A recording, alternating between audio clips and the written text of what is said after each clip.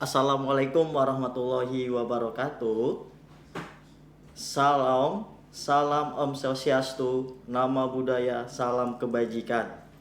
Selamat siang sahabat UT semuanya. Apa kabar nih sahabat-sahabat UT? Pastinya sehat-sehat dan baik-baik saja ya. Baik, kali ini kita bertemu kembali lagi di acara program Berbincang-bincang Live IG UT dengan saya sebagai host Ida Hamdwi Wardana. Untuk kali ini dengan temanya sosialisasi kurikulum baru program studi ekonomi pembangunan FEB.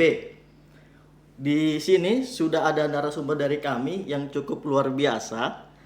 Mari kita perkenalkan, ada Bapak Julfahmi SE MSI sebagai Ketua Program Studi Ekonomi Pembangunan pada FEB. Halo Bapak Julfahmi.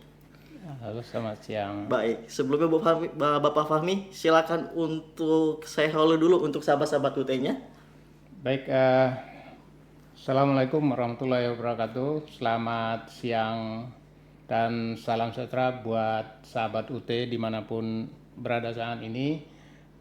Perkenalkan, saya Zulfahmi saat ini menjadi Ketua Prodi Ekonomi Pembangunan. Dan pada siang hari ini saya akan mencoba mensosialisasikan kurikulum baru yang akan mulai diberlakukan pada semester mendatang. Mungkin itu sementara perkenalan singkat, nanti kita akan bincang-bincang terkait dengan bagaimana kurikulum baru di Prodi Ekonomi Pembangunan. Baik, cukup luar biasa. Jadi untuk hal ini kami langsung saja untuk acaranya untuk kurikulum baru program FEB.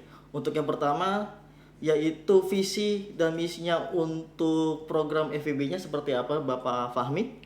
Jadi kalau pada kurikulum baru sesuai dengan kurikulum yang dirancang pada beberapa waktu yang lalu, jadi visinya adalah inline dengan visinya UT dan juga visinya FEB, yaitu menjadi program studi ekonomi pembangunan melalui sistem pendidikan terbuka jarak jauh yang berkualitas dunia untuk menghasilkan sarjana ekonomi pembangunan sesuai dengan bidang ilmunya, yang memiliki fondasi yang kuat dalam ilmu ekonomi dan mampu memecahkan permasalahan ekonomi.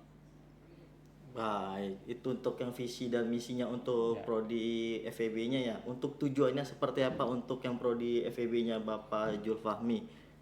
Baik, terkait dengan tujuan ini sesuai dengan Tridharma Perguruan Tinggi, sesuai dengan misi yang diembannya adalah untuk menghasilkan lulusan yang memiliki penguasaan dalam bidang ilmu ekonomi pembangunan, yang mandiri, berkarakter, berkompetensi, dan berdaya saing global. Itu terkait dengan misi pertama ya. Kemudian yang kedua, tujuannya adalah menghasilkan karya akademik dalam bidang ilmu ekonomi pembangunan yang bermanfaat bagi pembangunan nasional dan pemecahan masalah global. Yang ketiga adalah menghasilkan karya pengabdian kepada masyarakat. Ini semuanya tujuannya ini adalah terkait dengan Tridharma Perguruan Tinggi. Mungkin itu ya tujuan dari Prodi Ekonomi Pembangunan. Baik, untuk saat ini kan banyak yang kurikulum baru ya Pak ya. Untuk mengapa revisi kurikulum baru untuk FEB itu seperti apa, Bapak Fahmi? Baik, terkait dengan mengapa kita harus melakukan revisi kurikulum. Yang pertama adalah kurikulum itu merupakan pemandu utama proses pembelajaran. Jadi berdasarkan kurikulum kita apa yang akan dipelajari oleh mahasiswa. Kemudian untuk menyesuaikan dengan tujuan kompetensi yang relevan dengan kemajuan zaman. Kemudian membekali lulusan dengan kecakapan abad 21. Karena sekarang ini perkembangan ilmu pengetahuan begitu cepat, jadi bisa berpikir kritis, kreativitas, komunikasi, kolaborasi, dan dia harus literasi digital.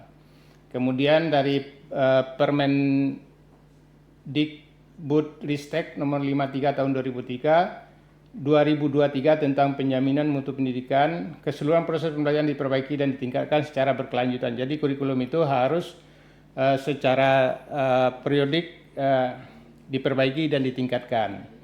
Kemudian dari Lamemba sendiri, lembaga akreditasi mandiri ekonomi manajemen bisnis dan akuntansi menuntut prodi itu memiliki sistem peninjauan kurikulum secara berkala. Jadi semuanya harus dilakukan yang melibatkan pemangku kepentingan seperti dosen, mahasiswa, alumni dan pengguna lulusan, semuanya dilibatkan dalam proses perancangan kurikulum seperti itu. Oh, baik, untuk tersebut prosesnya cukup panjang ya Pak ya. Lalu untuk selanjutnya dampak perubahan kurikulum FEB itu seperti apa untuk Bapak Jul Fahmi? Jadi teman-teman sahabat UT semuanya, ya, dampak perubahan kurikulum ada beberapa dampak sebenarnya. Ada perubahan kode mata kuliah sudah jelas otomatis berubah, nanti kita lihat seperti apa. Kemudian ada kesetaraan mata kuliah antara kurikulum lama dan kurikulum baru. Kemudian ada perubahan komposisi mata kuliah dalam paket semester. Kemudian pada kurikulum baru juga ada mata kuliah pilihan. Kemudian ada artikel ilmiah dan ada perubahan terkait dengan tugas akhir program. Baik, jadi untuk dampaknya tersebut ya untuk sahabat-sahabat UT.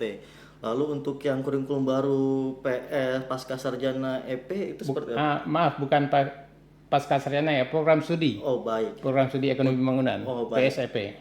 Berarti untuk kali ini yang kurikulum baru yang untuk yang pas ITB ya, untuk yang SEP ya Pak ya. Ya. Untuk tersebut seperti apa, Bapak? Jadi tadi juga sudah disinggung sedikit. Jadi kode mata kuliah itu berubah.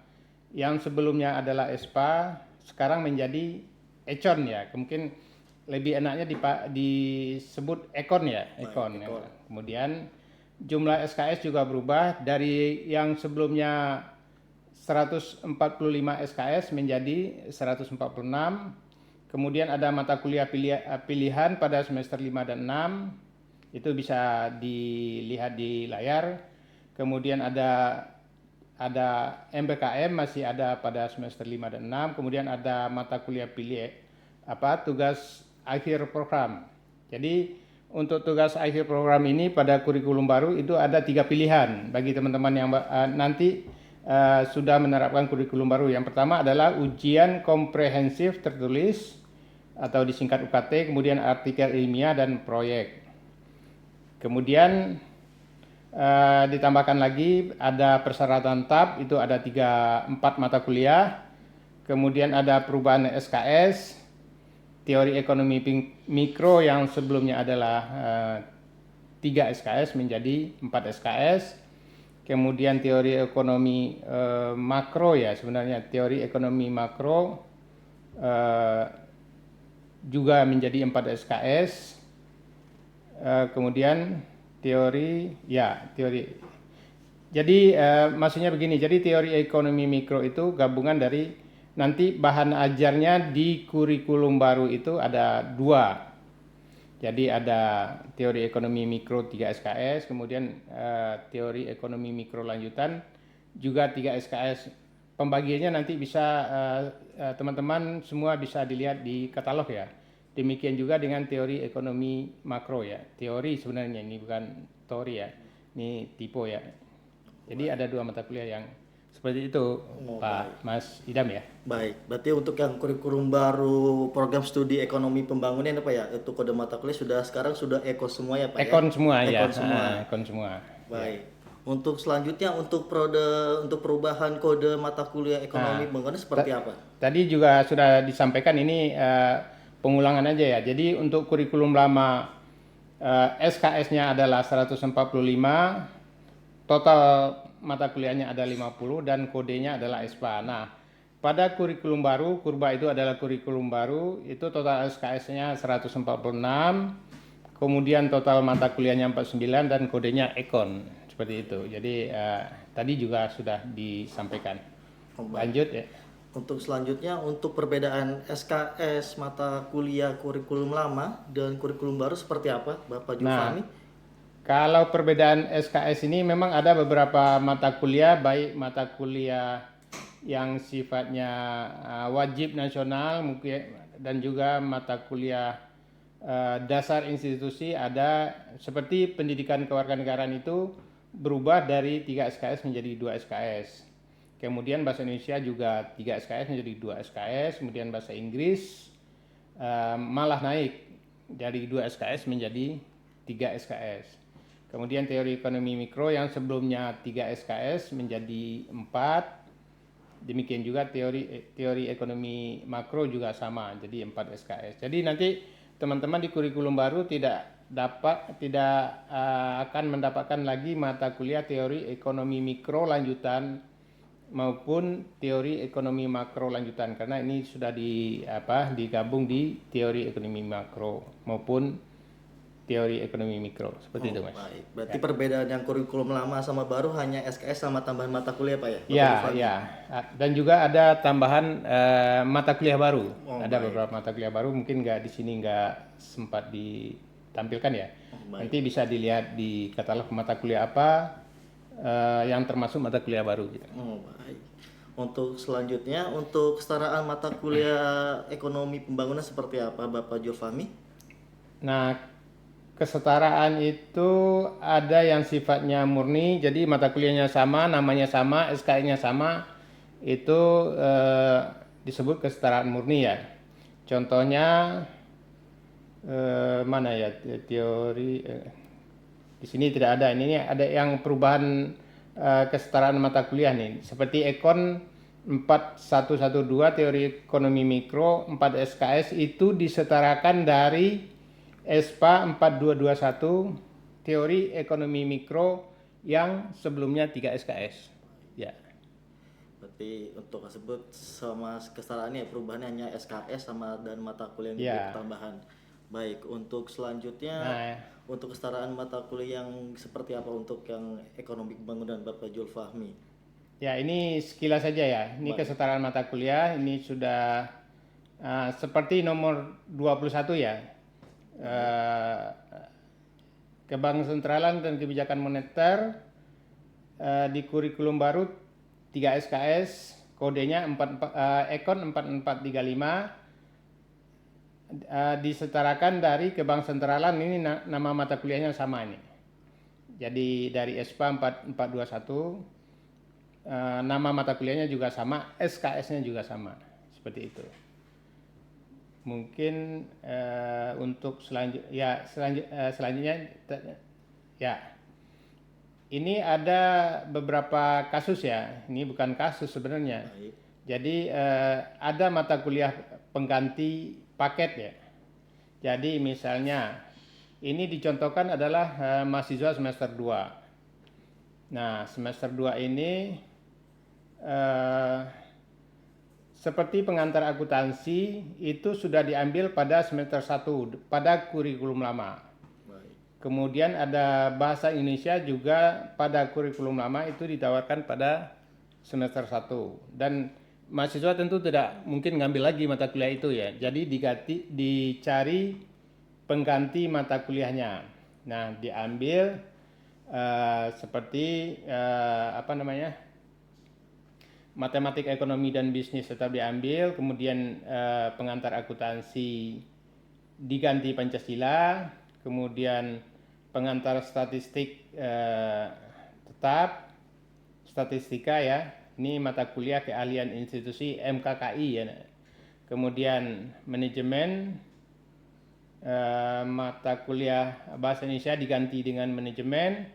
Kemudian pendidikan kewarganegaraan tetap teori ekonomi mikro tetap. Jadi mata kuliah yang sudah pernah diambil sebelumnya itu akan dicarikan mata kuliah penggantinya supaya SKS yang diambil oleh mahasiswa itu sesuai dengan ketentuan ya, mungkin 18 SKS, kemudian mungkin 21 SKS gitu, Mas Idam ya. Berarti untuk yang kurikulum baru ini wajib mengambil walaupun sudah mengambil di semester sebelumnya, Pak ya? dicari gantinya. cari gantinya. Gantinya yang belum diambil. Oh, Bukan diambil lagi. Kalau diambil lagi kan nanti akan merugikan mahasiswa gitu. Jadi dicari mata kuliah pengganti paket gitu. Seperti itu.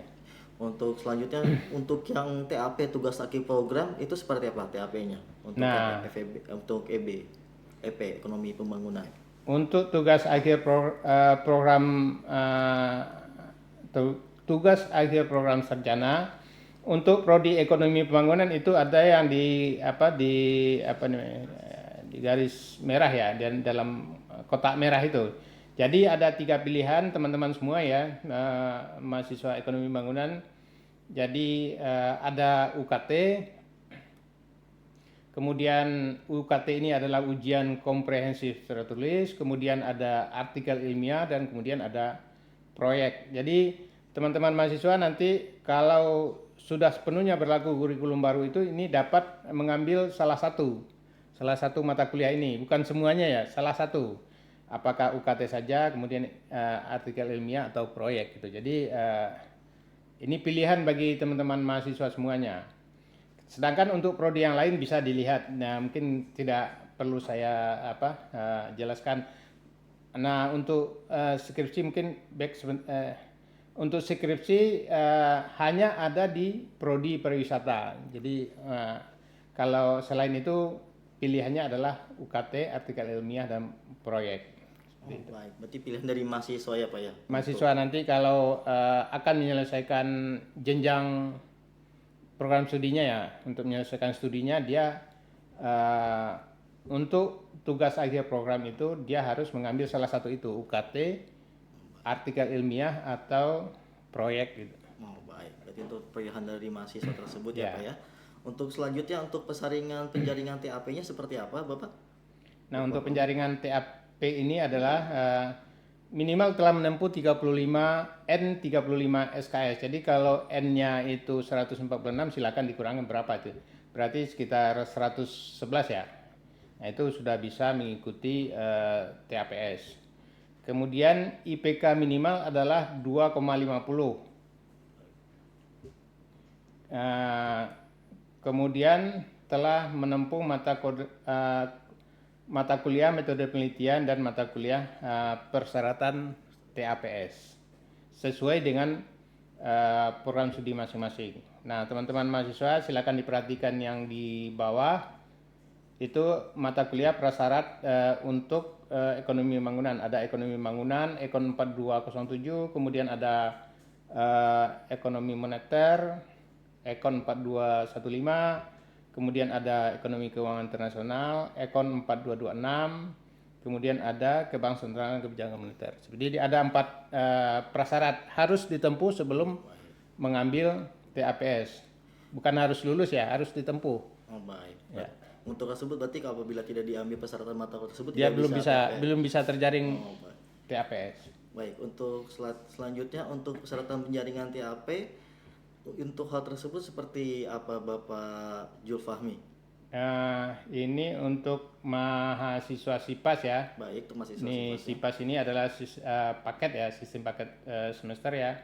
Telah menempuh seluruh mata kuliah pada semester 1 sampai semester terakhir sebelum semester yang menawarkan TAPS. Jadi kalau dia semester TAPS-nya semester 7, minimal semester 6 dia udah sampai semester 6 kalau dia sistem paket.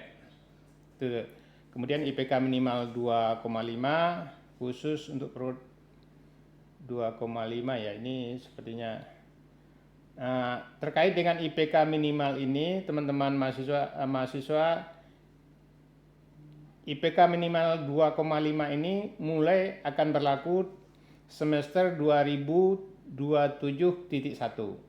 Jadi kalau teman-teman yang saat ini masih semester 6, 7, 8 itu masih menggunakan IPK minimal 2,0. Jadi seperti itu. Jadi tidak langsung diberlakukan IPK minimal 2,5. Jadi kalau mahasiswanya SAN ini ada di semester 6, 7, dan 8, itu akan tetap berlaku IPK minimal 2,00 seperti itu. Ya. Untuk selanjutnya untuk mata kuliah persyaratan TAP-nya Nah, seperti ini apa? tadi sudah dibahas, mungkin dilanjut ya. Baik, untuk kesetaraan TAP dan karirnya. Nah, ini kesetaraan TAP, TAPS ya dan karir. Nah, untuk prodi ekonomi pembangunan, kalau teman-teman sebelumnya sudah mengambil ESPA 4500, dulu mata kuliah TAP itu akan disetarakan, dulu kan 4 SKS. Kemudian kurikulum baru itu Ekon 4450, nama mata kuliahnya adalah UKT, ujian kompetensi tertulis, itu disetarakan. Misalnya teman-teman dapat nilai A atau B, jadi tetap walaupun dulu 4 SKS sekarang 6 SKS tetap disetarakan menjadi 6 SKS. Demikian juga dengan karir, sebelumnya sudah pernah lulus, itu nanti akan disetarakan dengan artikel ilmiah. Jadi kalau dua-duanya TAP dan karir itu sudah lulus, berarti nanti di TAPS-nya itu ada 2 mata kuliah yang akan muncul. Jadi ada Ekon 4450 dan Ekon 4460. Nah, pilihan mana yang diambil oleh mahasiswa itu diserahkan ke mahasiswa. Kalau mau digugurkan, silakan ditulis diisi formulir. Kemudian kalau tidak, ya ada 2 dicantumkan di LKAN-nya, seperti itu. Kalau yang lain ya hampir-hampir sama ya untuk prodi yang lain. Baik. Untuk persyaratan kelulusan program ekonomi pembangunan seperti apa Bapak Julfahmi? Nah, untuk persyaratan kelulusan, lulus TAPS sesuai dengan pilihan mahasiswa dengan nilai minimal C. Kemudian IPK minimal adalah 2 untuk mahasiswa yang lulus pada semester yang tadi sudah saya sampaikan 2252, 2261 dan 2262. Jadi mulai 2271 itu sudah berlaku ketentuan IPK 2,50. Nah, nomor 3 ada di bawahnya. Kemudian poin 4, mahasiswa yang tidak sedang melakukan registrasi mata kuliah pada saat penetapan kelulusan dan tidak ada masalah administrasi akademik, apa nih maksudnya ya, misalnya pembayaran paket tinggal atau jadi persyaratan kelulusan itu mahasiswa tidak sedang melakukan registrasi mata kuliah. Jadi kalau dia sudah melakukan registrasi mata kuliah, otomatis dia tidak bisa ditentukan kelulusannya. Jadi dia dianggap mengambil mata kuliah baru. Kemudian nomor 5 nilai minimal adalah C. Ini untuk mata kuliah praktik ya. Kemudian yang keenam adalah memperoleh nomor ijazah nasional yang diajukan melalui penomoran ijazah dan sertifikat profesi nasional. Seperti itu. Oh, baik. Lalu untuk yang artikel ilmiah untuk ekonomi pembangunan itu seperti apa Bapak Julfahmi? Jadi baik, saya lanjut ya. Jadi artikel ilmiah itu bobotnya sama dengan UKT, jadi 6 SKS, memiliki bobot 6 SKS. Nah, topik apa yang akan ditulis dalam artikel itu sesuai dengan bidang keilmuan. Kalau ekonomi pembangunan berarti kan harus sesuai dengan ekonomi pembangunan. Nah, artikel ilmiah ini dapat bersumber dari kajian pustaka, bisa juga berasal dari penelitian. Dengan skor maksimum kesamaan similaritas itu maksimum 30%. Grade minimal adalah C. Nah, bagaimana dengan mahasiswa yang kurikulum lama mulai 2022? Itu karirnya kan nggak ada grade-nya, status lulus dan tidak lulus. Nah, itu nanti akan dilihat kalau skor karirnya adalah 65 sampai 74 dapat grade C, 75 sampai 84,99 adalah grade B dan 85 sampai 100 adalah grade A. Nanti dikonversi seperti itu. Jadi nanti akan dimunculin grade-nya tergantung nilai skor karirnya. Kemudian karir sebelum 2022 diberikan konversi nilai C. Jika TAP dan karir lulus, maka kedua akan muncul di LKM tadi juga udah saya singgung, mahasiswa dapat mengajukan drop mata kuliah, maksudnya pengguguran mata kuliah. Apakah mau digugurkan salah satunya atau tetap dua-duanya. Jadi kalau misalnya meningkatkan IPK mungkin nggak usah digugurkan, tapi kalau salah satunya nilainya rendah ya mungkin harus digugur supaya IPK-nya meningkat gitu ya. Berarti sesuai dengan IPK yang dilihat ya Pak ya. Lalu untuk yang selanjutnya, untuk RPL dan kurikulum baru untuk ekonomi pembangunan seperti apa Bapak Julfahmi? Jadi RPL itu seperti teman-teman ketahui ya, jadi dilakukan saat pertama menjadi mahasiswa. Nah, dan itu akan dilaporkan ke PD Dikti ya, Pangkalan Data Dikti. Kemudian mahasiswa ongoing tidak dapat mengajukan RPL untuk mata kuliah kurikulum baru. Kemudian untuk contoh, ini program studi akuntansi ya, tidak ada mata kuliah Pancasila, kemudian pada kurikulum baru terdapat mata kuliah Pancasila. Ini disetarakan dengan EKMA 4482 akuntansi keuangan syariah. Jadi teman-teman mahasiswa semuanya mohon diingat bahwa kesetaraan mata kuliah itu tidak akan merugikan teman-teman semua. Jadi setiap mata kuliahnya itu akan disetarakan dengan mata kuliah baru, walaupun ya kesetaraannya itu sifatnya semu ya. Jadi enggak setara murni. Kalau setara murni kan mata kuliah ini nama mata kuliahnya sama, SKS-nya sama, kemudian disetarakan dengan mata kuliah yang sama di kurikulum baru. Berarti disetarakan oleh kurikulum baru dan lamanya Pak ya untuk tersebut. Oke, untuk selanjutnya untuk banyak pertanyaan di Instagram untuk sahabat-sahabat UT. Yang pertama ini dari akun Fakla. Yang pertama, mata kuliah statistika ekonomi dikonversi ke mata kuliah apa? Pengantar statistika atau statistika ekonomi dan bisnis? Baik, Fakla ya. Ini kalau dipanggil siapa nih? Fakla ya. Fakla ya. Jadi untuk mata kuliah statistik ekonomi ini akan disetarakan atau dikonversi dengan pengantar statistika. Sedangkan statistika ekonomi dan bisnis itu tetap ada mata kuliahnya di kurikulum baru.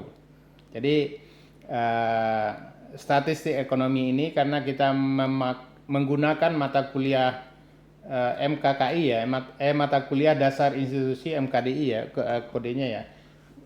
Jadi itu semua prodi mengambil mata kuliah yang sama. Jadi kodenya STAT ya. Nanti kodenya STAT. Jadi statistika ekonomi itu akan dikonversikan dengan pengantar statistika, dan statistika ekonomi dan bisnis itu sendiri tetap ada di kurikulum baru. Berarti tetap ada di kurikulum baru. Tetap ada di kurikulum baru. Baik, untuk selanjutnya ada di akun X_Hafaza. Kalau semisalnya kurikulum baru kan skripsi ya, terus kita yang non TTM untuk skripsinya seperti apa, gimana? Baik, kalau untuk kurikulum baru kebetulan di Prodi EP tidak ada pilihan skripsi untuk TAPS-nya. Nah, kalau dia non TTM nanti ya silakan mendaftar. Kalau prodinya itu ada menawarkan skripsi, bisa dipilih. Jadi seperti itu. Jadi bisa dipilih. Nanti mekanismenya akan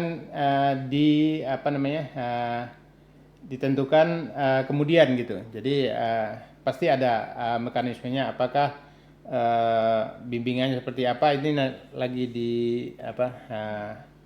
disiapkan gitu. Baik, berarti yang paket mahasiswa yang TTM itu bisa dipilih Pak ya untuk skripsi tersebut ya Pak ya? Ya, kalau prodinya menawarkan itu. Baik, selanjutnya ada Nur Siti Witi. Pak, maksud dari proyek itu gimana ya Pak? Jadi terkait dengan proyek, salah satu pilihan TAPS ya. Jadi itu merupakan implementasi dari pembelajaran yang selama ini diikuti ya. Jadi pembelajaran yang selama diikuti, kalau misalnya ekonomi ya berarti proyeknya implementasinya ke proyeknya adalah terkait dengan permasalahan ekonomi. Bentuknya sama seperti artikel ilmiah, tapi itu adalah implementasi dari ilmu yang didapatkan setelah berapa semester gitu. Jadi implementasinya di lapangan gitu ya, nanti dibikin dalam bentuk artikel. Oh baik, berarti terbentuk dari artikel Ya. berapa lama seperti itu Pak ya untuk proyeknya. Untuk selanjutnya dari Oktagi 10 Pak, apakah artikel ilmiah harus dipublish atau seperti apa mekanismenya? Baik, kalau terkait artikel ilmiah, sampai saat ini belum ada ketentuan untuk dipublish. Tapi kalau tingkat plagiasinya ditentukan maksimal ada 50%. Kalau udah dipublish mungkin ya bisa langsung lulus ya. Apalagi kalau seperti semester-semester sebelumnya, kalau misalnya mahasiswa sudah mempublish salah satu artikel di jurnal yang terakreditasi, itu karirnya sudah dianggap lulus. Mungkin nanti untuk di kurikulum baru nanti kita mungkin juga seperti itu. Jadi kalau mahasiswa sudah publish satu artikel mungkin bisa dianggap karirnya sudah lulus. Tapi kalau apakah artikel ilmiah itu harus dipublish, sampai saat ini belum ada ketentuan tentang hal itu. Tapi ya kita mungkin masih menunggu ya dari seperti itu. Jadi belum ada ketentuan untuk publish ya. Oh baik, untuk dipublish mohon ditunggu ya untuk Ya. tersebut. Untuk selanjutnya dari akun windu_candu84, jika sudah selesai TAP dan tinggal karir, apakah wajib mengambil mata kuliah baru karena kurikulum baru? Mas Windu, jika sudah selesai TAP dan tinggal karir. Baik, tinggal karir. Nah, kalau TAP-nya sudah sudah lulus, TAP-nya sudah lulus, nanti TAP itu akan dikonversikan dengan UKT. Jadi dia tidak perlu mengambil karir lagi. Jadi seperti itu. Jadi tadi juga sudah saya sampaikan, kalau dia TAP-nya pada kurikulum lama sudah lulus, nanti akan dikonversi ke mata kuliah UKT pada TAPS kurikulum baru. Oh baik, berarti dikonversi dari UKT ya. Tapi syaratnya udah lulus ya? Syaratnya udah lulus. Udah lulus. Baik, Kalau belum lulus ya berarti ambil lagi. ngambil salah satu itu, apakah karir, apakah UKT atau artikel ilmiah gitu. Ya. Untuk selanjutnya dari akun dev.rudolf, Pak, semester 8 nilainya disetarakan kan ya Pak? Gak perlu menambah semester baru ya Pak? Baik, untuk semester 8 yang saat ini yang semester ini semester 8 2000, sekarang berapa? 2024 genap ya, atau 2025.1 ya. Nah, itu mahasiswa tersebut jika sudah selesai lulus keseluruhan mata kuliah itu tidak perlu menambah semester baru. Jadi tadi saya sampaikan bahwa prinsipnya semua mata kuliah yang diambil oleh teman-teman itu akan disetarakan dengan mata kuliah kurikulum baru. Jadi kalau saat ini sudah semester 8, ya nanti yudisiumnya dengan menggunakan kurikulum yang lama. Karena kurikulum baru kan baru berlaku 2025.2, bukan titik 1. Yang semester sekarang itu adalah 2025.1. Oh baik. Nah, kebetulan kalau dia semester 8 seperti yang disampaikan di layar ya. Jadi dia itu akan selesai menggunakan kurikulum lama. IPK-nya tetap minimal 2, SKS-nya 145, karena saat ini masih berlaku kurikulum lama. Seperti itu. Berarti untuk yang semester 8 untuk kurikulum lama ya untuk tersebut. Ya. Untuk selanjutnya dari akun Artiria, proyek itu seperti magang atau bagaimana Bapak Jul Fahmi? Baik, ini untuk proyek ini memang belum ini ya, tapi ini sedang diselesaikan draft finalnya. Jadi bukan magang ya, enggak magang. Kalau magang kan itu nanti di semester 5 dan 6. Jadi proyek ini adalah salah satu bentuk artikel ilmiah, tapi dia implementasi dari ilmu yang dipelajari sebelum dia mengambil proyek tersebut. Jadi kalau ilmu ekonomi apakah terkait dengan ilmu ekonomi seperti itu? Oh baik, berarti tergantung jurusannya Pak ya. Tergantung prodinya ya. Prodinya berarti ya. Untuk yang tersebut yang proyek apakah sesuai dengan prodi atau jurusannya. Ya. Untuk selanjutnya ada Reja Alvin 28, Pak saya Karil dan TAP sudah lulus, kira-kira gimana? Nah ini juga harus diketahui ini sekarang posisinya di semester berapa gitu. Oh baik. Jadi kalau Karil dan TAP sudah lulus, nanti kalau semester 2025.2 itu masih ngambil mata kuliah karena belum cukup SKS-nya, Karil dan TAP itu akan dikonversikan ke mata kuliah yang ada di kurikulum baru. Kalau TAP itu dikonversikan ke UKT, sedangkan Karil itu akan dikonversikan, disetarakan dengan artikel ilmiah. Jadi di LKM-nya itu nanti akan muncul dua-duanya akan muncul. Nah, tadi juga sudah saya sampaikan pilihan yang mana yang akan diambil itu diserahkan ke mahasiswa. Apakah mau dicantumkan dua-duanya atau di drop salah satu, digugurkan salah satu, itu diserahkan ke mahasiswa yang bersangkutan. Jadi Jadi tersebut tergantung mahasiswanya apa ingin digugurkan atau ingin mengambil ya Pak ya untuk mata tersebut. Baik, untuk selanjutnya ada akun Enzalis untuk mata kuliah Ekon 4320 Ekonomi Metrika wajib diambil Pak untuk mahasiswa Nosipas, dan apakah seperti karena ujian 99?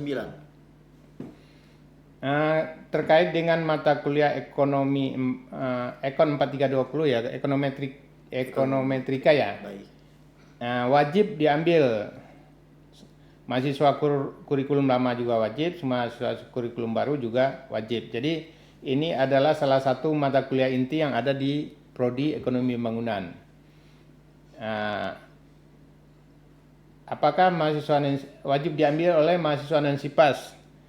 SIPAS dan nggak SIPAS wajib ngambil karena ini mata kuliah inti. Baik, berarti untuk apakah Karil oh ya ini beda ya.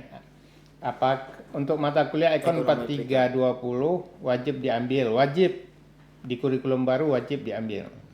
Dan apakah Karil karena jam ujian 99? Jadi untuk Karil ini bentuknya adalah bimbingan secara online seperti Karil yang ada sekarang. Jadi Jadi dia ada tutorial online-nya, kemudian ada tutorial webinarnya 4 kali selama mengikuti Karil tersebut. Jadi tidak ada ujian.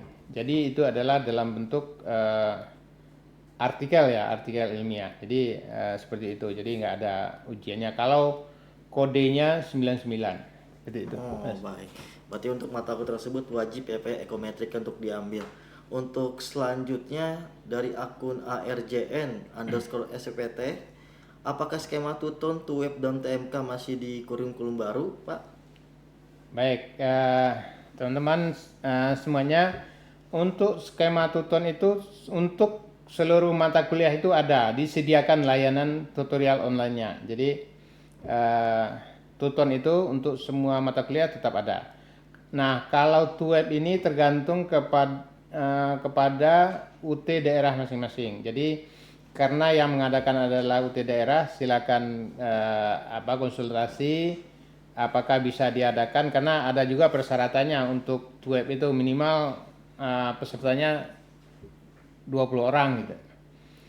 Nah, untuk TMK di kurba itu sudah tidak ada. Jadi mahasiswa itu diwajibkan untuk tutorial. Apakah tuton, yang utama adalah tuton. Jadi TMK atau tugas mata kuliah itu di kurikulum baru tidak diadakan lagi. Jadi tidak ada TMK di kurikulum baru. Baik, berarti dituton semua ya Pak ya? Untuk Tuton belajar. atau web gitu. Web. Jadi di sini teman-teman mahasiswa akan dipaksa untuk mengikuti tutorial online. Dan untuk web konfirmasinya ke UT daerah. Ke UT daerah. Baik, untuk selanjutnya ada akun Mustiwin MRX. Kalau di semester ini sudah melaksanakan semua mata kuliah, berarti aman ya Pak ya? Untuk non-SIPAS. Kalau di semester ini sudah melaksanakan semua berarti aman. Kalau menurut saya aman. Baik SIPAS maupun non SIPAS ya. Apalagi kalau SIPAS saat ini sudah semester 8, berarti kan kecuali kalau ada mata kuliah yang yang belum lulus ya, masih nilai E, itu harus diulang. Tapi kalau semua mata kuliahnya sudah lulus, itu berarti aman. Karena tadi saya sampaikan itu semua mata kuliah tidak ada yang tidak disetarakan dengan mata kuliah yang ada di kurikulum baru. Seperti itu. Ya. Berarti tergantung dari lihat mata kuliah tersebut ya, ada yang ulang apa enggak untuk hal Ya. ini. Untuk selanjutnya ada akun Fesheva_I. Pak, kalau sekarang semester 7 dan lagi mengerjakan KARI dan TAP, apakah di semester 8 nanti ditinggal melanjutkan mata kuliah yang belum aja atau gimana? Baik, kalau saat ini ada di semester 7 dan mengerjakan KARI dan TAP lulus, tadi nanti dikonversi ke UKT dan artikel ilmiah. Kemudian di semester 8 nanti juga akan mengambil mata kuliah yang ditawarkan pada semester 8. Nah, kalau misalnya mata kuliah itu sudah diambil pada semester sebelumnya, nah itu nanti akan dicari pengganti mata kuliahnya yang belum pernah diambil. Jadi pada prinsipnya tidak ada pengulangan mata kuliah. Misalnya ada 4 mata kuliah A, B, C, D di semester 8 yang jatuhnya pada 2025.2 ya. Nah, kalau misal mata kuliah A dan B itu sudah pernah ditempuh, nah nanti akan dicarikan mata kuliah penggantinya gitu. Seperti itu Mas Idam ya. Baik, Bapak Julfamid. Jadi untuk hal tersebut dilihat lagi kembali ya Pak ya untuk semesternya dan lihat di LKM-nya. Lalu untuk yang selanjutnya di akun Alberta Dea Jiliasya. Selamat pagi admin, saya Alberta dari UPJJ Yogyakarta. Saya mahasiswa S1 Ekonomi Pembangunan program RPL. Saya mau bertanya, ada beberapa mata kuliah kurikulum baru yang sudah saya ambil saat menempuh pendidikan D3 seperti Pancasila, metode penelitian, analisis kinerja keuangan, dan pemberdayaan masyarakat. Saat saya mendaftar menggunakan kurikulum lama, mata kuliah tersebut belum ada, tetapi di kurikulum baru ada karena sudah pernah menempuh di pendidikan D3. Mohon kebijakannya agar mata kuliah tersebut dapat dikreditkan. Pertanyaannya, apakah mata kuliah yang ada di kurikulum baru tersebut bisa saya dikreditkan dengan pendidikan D3? Karena jika saya masuk pada kurikulum baru, mata tersebut dapat dikreditkan. Terima kasih. Baik ya, saya akan coba menjelaskan ya terkait dengan RPL ya. Prinsip RPL itu adalah RPL itu dilakukan di awal. Jadi sebelum Anda registrasi pertama, sebelum registrasi mata kuliah kan itu proses RPL-nya diproses ya di prodi. Nah, sehubungan dengan kasus ini, sebelumnya pernah mengambil Pancasila, metode penelitian, analisis kinerja keuangan, eh, itu tidak bisa di RPL-kan kembali, walaupun pada semester pada kurikulum sebelumnya di pendidikan sebelumnya di D3-nya ada mata kuliah tersebut, tapi kan RPL-nya tidak bisa diproses lagi. Nah, kalau sudah mengambil mata kuliah tertentu yang disetarakan dengan Pancasila, misalnya kalau Pancasila itu disetarakan dengan eh, sistem ekonomi di kurikulum lama. Jadi kalau Anda sudah mengambil sistem ekonomi di kurikulum lama, itu akan disetarakan dengan Pancasila pada kurikulum baru. Jadi tidak bisa diproses lagi RPL-nya, walaupun pada pendidikan sebelumnya itu sudah pernah diambil. Jadi tidak bisa dikreditkan lagi. Baik, berarti di Ya, awal saja ya untuk di selanjutnya awal tidak ya. bisa untuk dialih kreditan. Baik, untuk selanjutnya dari N Raulia titik underscore Pak, berarti untuk SIPAS sewaktu registrasi tinggal ngikuti sistemnya aja kan ya Pak? Ya, jadi kalau untuk mahasiswa SIPAS saat ini lagi di sudah dirancang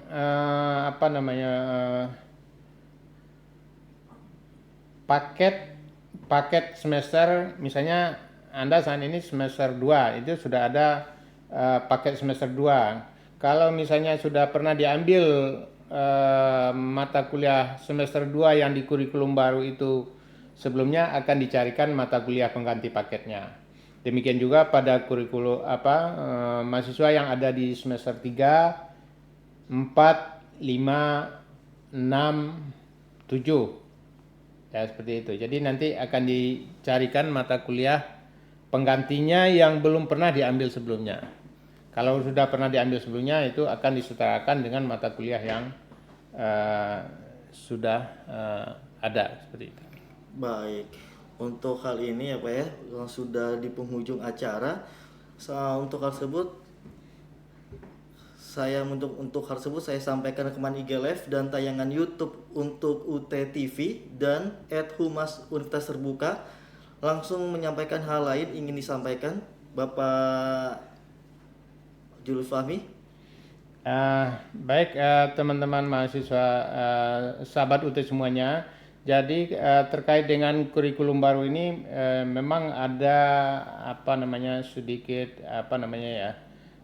simpang siur ya. Tadi ada yang bilang skripsi, padahal di prodi itu tidak ada skripsi gitu. Jadi itu silakan dicermati katalog yang sudah ada di websitenya UT gitu. Jadi itu bisa dilihat pilihan-pilihannya, mata kuliah pilihannya apa, kemudian pilihan TAPS-nya apa. Baik. Nah, kalau ada sesuatu hal yang masih perlu penjelasan, silakan menghubungi Prodi Ekonomi Bangunan gitu. Baik. Untuk selanjutnya, karena sudah di penghujung acara, hai sahabat UT, untuk pendaftaran mahasiswa baru program diploma dan sarjana jalur non RPL sudah dibuka ya. Untuk pendaftarannya melalui laman admisi.stripsia.ut.ac.id. Ayo gabung sekarang di UT dan jadilah bagian generasi pembawa perubahan. Sebelum acara ini kami tutup, sekian untuk bincang SPD 83 pada hari ini. Bertemu lagi di episode yang akan datang. Sampai jumpa. Wassalamualaikum warahmatullahi wabarakatuh.